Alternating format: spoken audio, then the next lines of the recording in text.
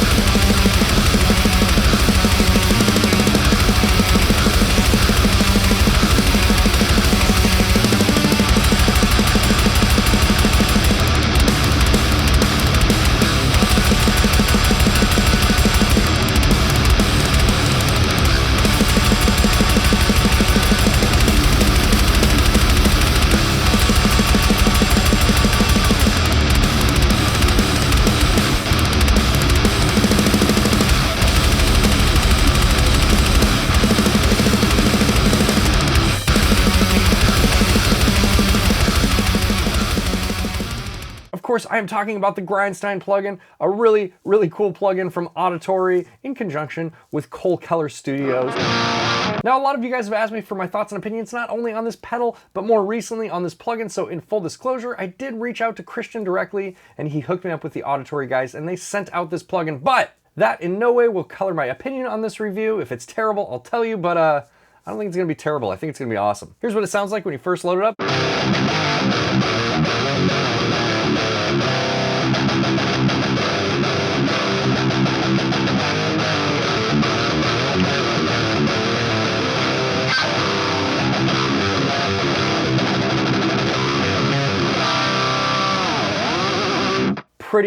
Pretty awesome.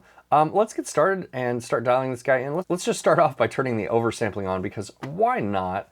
And this is the initial settings when you load it up. And the first thing you'll notice is you have this gigantic mix knob right here in the middle. What that is it's a blend control between the two channels. If you go over here all the way to the left, you have the bottom shaker channel. And if you go all the way over here to the right, you have the chainsaw channel. Up top, we have mid-cut, grind, and high knobs. Those are the controls for the chainsaw channel. And down on the bottom, we have gain, bass, and treble. Those are the controls for the bottom shaker channel. On the left over here, we have a toggle switch that will toggle the built-in boost on or off, as well as a control to let you blend in the amount of boost that you want. On the right over here, we have a master volume knob, and then we have a phase toggle switch. The phase switch will change the phase of the bottom shaker channel. And then down here, you have an effects loop. What the effects loop does is it allows you to turn off the bottom shaker channel and allows you to sidechain in another plugin, a pedal, whatever you want into this plugin and use that instead of the bottom shaker channel. Okay, we're gonna start off by dialing in this chainsaw channel. This is what it sounds like right now.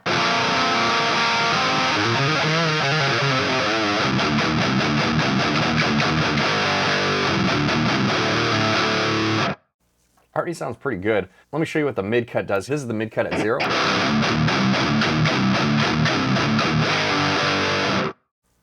And then this is it all the way. And you can hear the mid-cut is just cutting those low mids out, making everything a little bit more defined. I'm gonna put this back about where it was.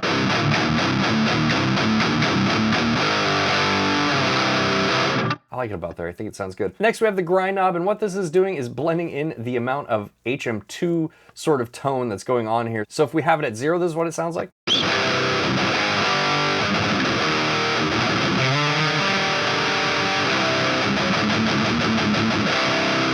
And if we turn it up, we get full HM2 goodness.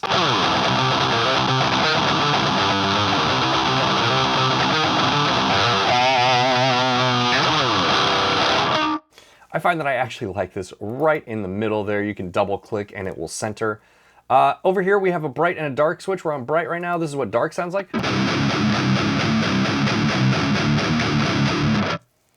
Back to bright mode. And you can hear what bright mode's doing. It's just cutting out the lows and emphasizing the highs a little bit. I'm going to blend this into the bottom shaker channel and use this as sort of like the top end articulation. So I'll leave it on bright mode for now. And then we have the high knob here, which is pretty self-explanatory. Here it is at 0. And if we turn it all the way up, let's dial that back here a little bit, maybe right in there. And you know, this tone sounds pretty good on its own, but why stop there? Let's pull this mix all the way back and use the bottom shaker channel and dial that in a little bit. Here's the gain. I'll show you what it sounds like with low gain.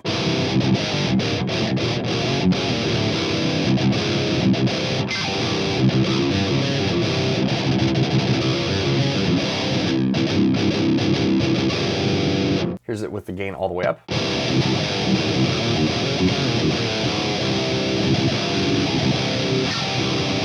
Even with heaps of gain, I think it still sounds really good. I think it still sounds really articulate. You can make out the notes and the separation and everything still.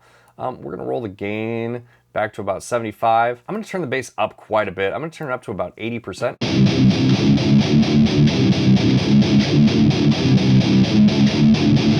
Just get some really nice low end in there, maybe back down to about 78%.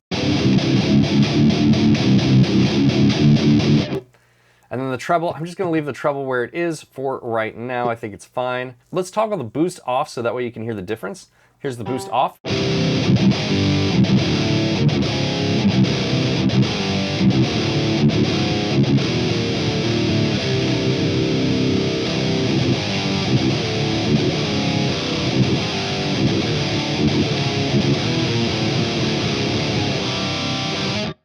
You can hear adding that boost in really just makes it sound more powerful. Let's actually turn the boost all the way up.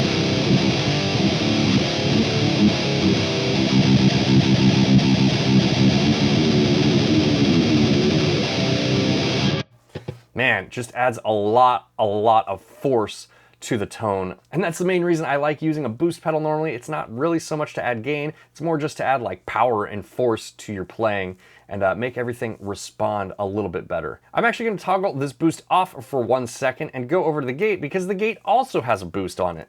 But this boost is quite a bit different here.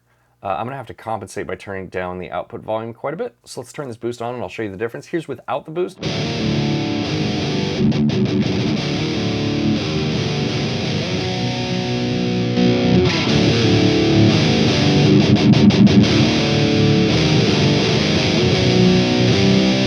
And with this boost, to me, it sounds a little bit cleaner and it's definitely giving it much more volume than the other boost. So I'm gonna go back to the Grindstein pedal here and turn this boost on. And it doesn't stop there. This is a full suite with all sorts of cool stuff included in it. We also have an EQ pedal. And the really cool thing about this EQ pedal is it's like pre-laid out for guitars specifically. It's not a 10-band EQ that if you have no idea and you've never mixed guitars before, you might be a little bit lost with. It's just a pedal that's specifically designed to sculpt guitar tone.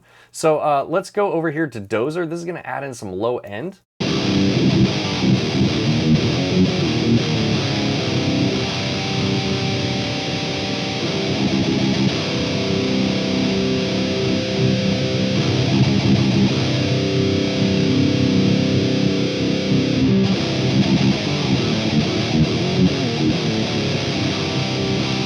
And to my ears, that's really similar to having like a resonance or a depth knob on the master section on your amplifier. It's just adding in some like very low, powerful, rumbly low end.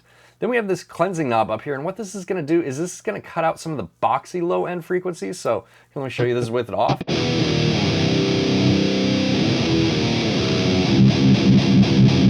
This with it all the way up.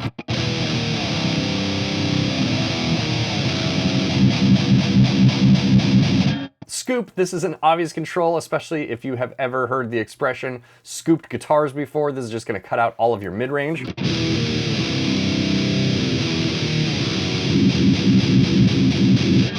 Which, if that's your thing, if you really like that Florida old school death metal sound, then there is your knob. Next, this is the chainsaw, and this is gonna boost some of the high frequencies to give you that really like shrill, harsh pick attack sort of sound.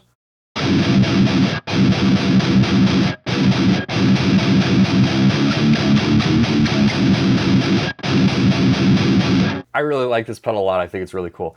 And then you have blade here, which is gonna shelf your highs.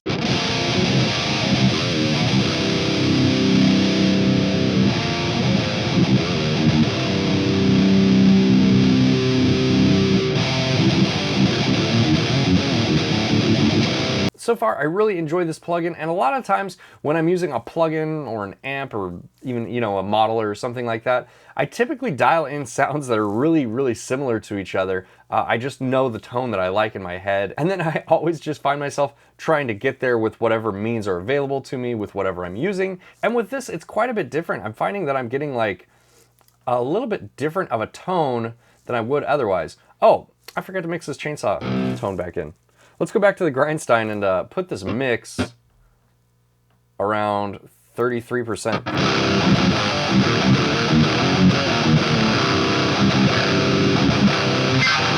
And that's where I find I like the mix knob. I like just blending in a little bit of that chainsaw sound, keeping it mostly towards this bottom shaker channel. We could go back to the EQ knob here, maybe cut out some of this top end with the blade control. What I think is really, really cool about this plugin so far is like, this is a really brutal tone with tons of distortion on it, and it just sounds so nasty, but it also is really articulate, and you can hear the definition of all the notes, and it sounds really good, and I think it's gonna sound really, really good in a mix. Let's go over here to the last section we have. We have the cab section, and we have 7 different cab IRs loaded up here. We'll start with Filth and Slime.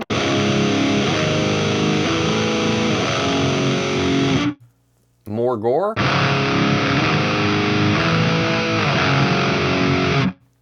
Modern Disgust. Modern Gore.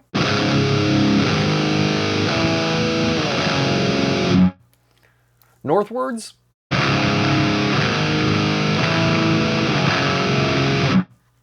Wolverine. And the last one is Bloodpath.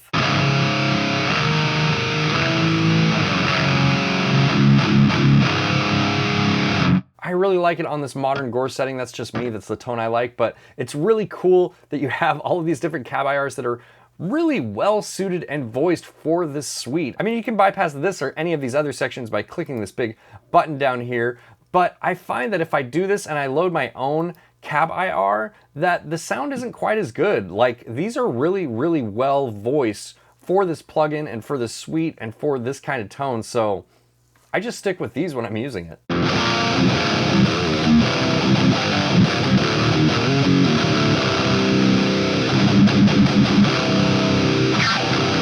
Alright guys, hopefully you've enjoyed this video. If you have, make sure to hit the like button. Hopefully I've turned you on to a new type of guitar sound. And with that being said, I'll see you guys in the next one. Bye guys.